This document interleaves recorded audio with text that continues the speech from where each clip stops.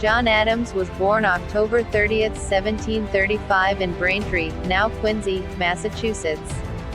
After graduating from Harvard University in 1755 and having worked for some time as a teacher, he began to study law, and in 1758 he was admitted to the practice of law.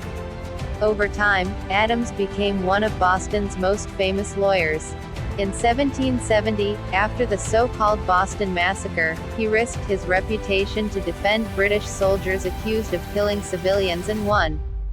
Adams began his path to politics with the radical wing of the Patriots, but at the same time he remained a fan of the Old English Constitution. He gained notoriety by criticizing the Stamp Act in articles printed in the Boston Gazette and reprinted in London. In 1774, Adams was elected to the Massachusetts National Congress, where he played a major role in drafting the state constitution. Adams participated in the First and Second Continental Congresses, in the drafting of the U.S. Declaration of Independence. Adams also became famous in the diplomatic field.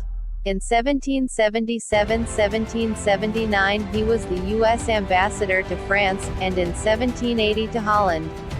In 1783, he participated in the drafting of the Paris Peace Treaty, and in 1785 he concluded the famous Prussian-American trade agreement in The Hague. From 1785 to 1788 he served as ambassador to Great Britain. Returning to America in 1788, Adams, at the head of the Federalist Party, began to change the state's structure. In 1789, he became the first Vice President of the United States for 9 years, showing himself in this role as a conservative politician. The pinnacle of Adams's political career was in 1797. He was elected President of the United States.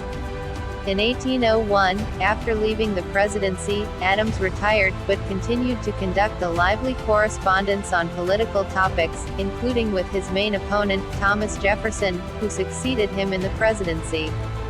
Despite the invaluable contribution of John Adams to the formation of the United States, he is less known than the other founding fathers of the United States. By the way, Adams became the founder of not only the United States, but also a dynasty of politicians.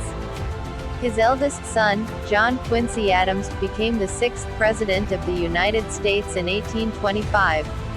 John Adams died in Quincy, Massachusetts on July 4, 1826, exactly 50 years after the signing of the Declaration of Independence. His last words were, "Thomas Jefferson is still alive." In fact, Jefferson, his main